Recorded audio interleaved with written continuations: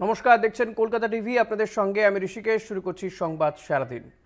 দুষ্কৃতীদের গুলি থেকে কোনো রকমে বাঁচলেও মেলেনি নিস্তার।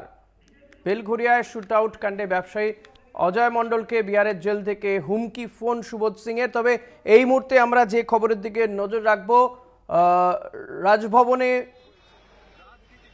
আজকে বিজেপির একটি প্রতিনিধি দল গিয়েছে ভোট পরবর্তী হিংসা নিয়ে অভিযোগ করতে। অপরদিকে কেন্দ্রীয় প্রতিনিধি দল, যারা এই ভোট পরবর্তী হিংসার ঘটনাতে তারা গোটা বিষয়টি খতিয়ে দেখবে, সেই কেন্দ্রীয় প্রতিনিধি দল এসছে। বিজেপির প্রতিনিধি দল এসছে বিপ্লব মিত্র, তার নেতৃত্বে, মাফ করুন, বিপ্লব নেতৃত্বে এই প্রতিনিধি দল এখান থেকে যাব। ধন্যবাদ।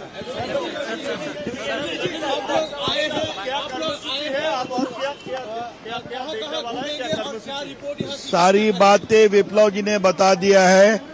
मुझे सिर्फ एक ही बात कहनी है, पूरे देश में चुनाव होता है, सिर्फ बंगाल में ही चुनाव के बाद हिंसा क्यों होती है, कार्यकर्ता डरते क्यों हैं। मैं यहाँ आया था जब ग्राम पंचायत का चुनाव हुआ, तब भी हिंसा हुई थी, विधानसभा का चुनाव तब भी हिंसा हुई, आज फिर हिंसा हो रही है। पूरे देश में चुनाव हुआ, कहीं तो इस तरह से हिंसा नहीं होती है। ये क्या कारण है कि हमारे कार्यकर्ता डरे हुए हैं, जनता डरी हुई है। ये बहुत गंभीर बात है और ममता जी डेमोक्रेसी में बिलीव करती हैं, तो इसका जवाब देना पड़ेगा।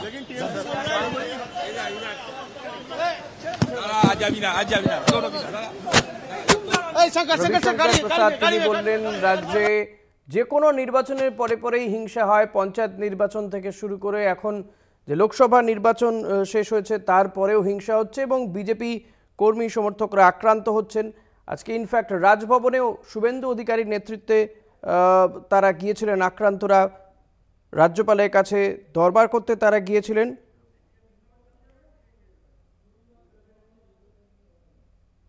অপরদিকে রাজ্যে কেন্দ্রীয় প্রতিনিধি দল এসছে বিজেপির।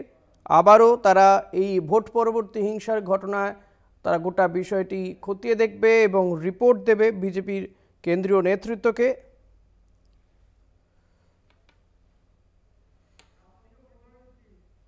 একের পর এক ভোট পরবর্তী হিংসা জারি রয়েছে রাজ্যে। লোকসভা নির্বাচন পরে পরেই কিন্তু বিজেপি কর্মী সমর্থকরা আক্রান্ত হচ্ছে, এমনটাই অভিযোগ বিজেপির।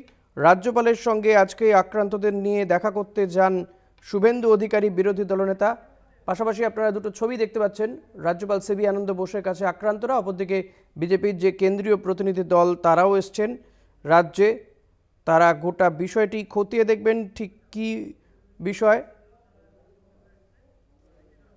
ত্রিপুরার প্রাক্তন মুখ্যমন্ত্রী বিপ্লব দেবের নেতৃত্বে এই প্রতিনিধি দল। রবিশঙ্কর প্রসাদ তিনিও রয়েছেন এই প্রতিনিধি দলে। রাজ্যে বিজেপির প্রতিনিধি দল একদিকে এই ভোট পরবর্তী হিংসা আক্রান্তদের নিয়ে শুভেন্দু অধিকারী তিনি রাজ্যপাল সিবি আনন্দ বোসের সঙ্গে দেখা করতে যান, অভিযোগ জানান, আক্রান্তদেরকে সঙ্গে নিয়ে যান তিনি। অপরদিকে কেন্দ্রীয় প্রতিনিধি দল এসছে রাজ্যে ভোট পরবর্তী হিংসা খতিয়ে দেখতে। শাশ্বতী রায় রয়েছেন। শাশ্বতী, বিপ্লব দেব, রবিশঙ্কর প্রসাদ তারা এসছেন রাজ্যে এই ভোট পরবর্তী হিংসা খতিয়ে দেখতে। ঠিক কি কি বললেন তারা, কোথায় কোথায় যাবেন? দেখো, এখনো পর্যন্ত তারা এখানে মুরলীধর সেনের উল্টো দিকে মহেশ্বরী ভবনে এসে পৌঁছাননি। তারা সবেমাত্র কলকাতা বিমানবন্দরে এসে পৌঁছেছেন বলেই খবর। এবং রবিশঙ্কর প্রসাদের নেতৃত্বে বিপ্লব দেব সহ আরো দুজন প্রতিনিধি দল তারা ইতিমধ্যেই এসে পৌঁছেছেন কলকাতায় এবং আগামীকাল থেকে তারা বিভিন্ন জেলা যাবেন যেখানে ভোট পরবর্তী হিংসার ঘটনা ঘটেছে এবং তার সঙ্গে সঙ্গে আজকে মহেশ্বরী ভবনেও তারা এসে উপস্থিত হবেন। এখানেও বেশ কিছু মানুষ যারা আশ্রয় নিয়েছেন বলেই দাবি করেছে বিজেপি, সেই সমস্ত মানুষের সঙ্গে এসে দেখা করবেন বলে খবর। এবং কিছুক্ষণ বাদেই তারা কলকাতা বিমানবন্দর থেকে রওনা হবেন, হয়ে মহেশ্বরী ভবনে এসে তারা সেই সমস্ত আক্রান্তদের সঙ্গে দেখা করবেন এবং কি ঘটেছে ভোট পরবর্তী সময়ে তাদের উপর কিভাবে অত্যাচার হয়েছে সেই সমস্ত বিষয়টি তারা পর্যালোচনা করবেন এবং সমস্ত বিষয়টি তারা জানবেন।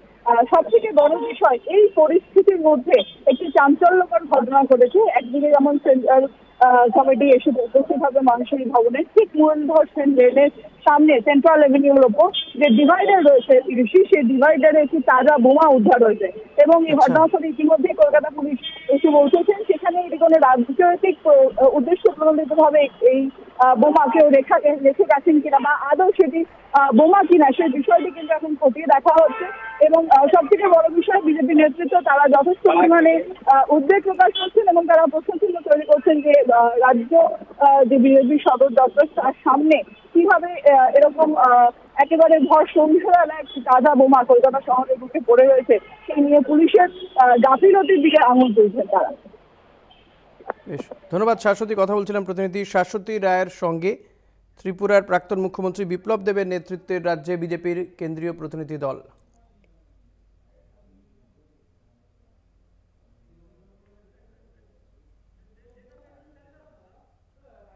ভোটের পর থেকে রাজ্যে বিভিন্ন প্রান্তে হিংসার ঘটনা ঘটছে, এমনই অভিযোগ তুলে শাসক দলের বিরুদ্ধে সরব হয়েছে বিজেপি। গেরুয়া শিবিরের দাবি, গোটা দেশে শান্তিপূর্ণ ভোট মিটলেও এ রাজ্যে ভোট পরবর্তী অশান্তি জারি রয়েছে।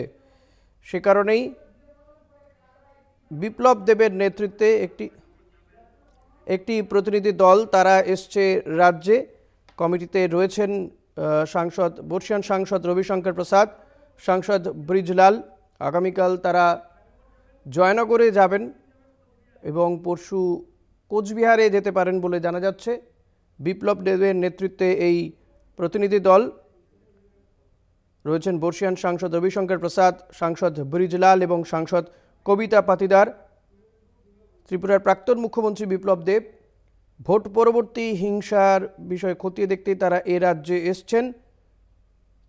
ত্রিপুরার সাংসদ বিপ্লব দেবের নেতৃত্বে বাংলায় 4 সদস্যের এই টিম।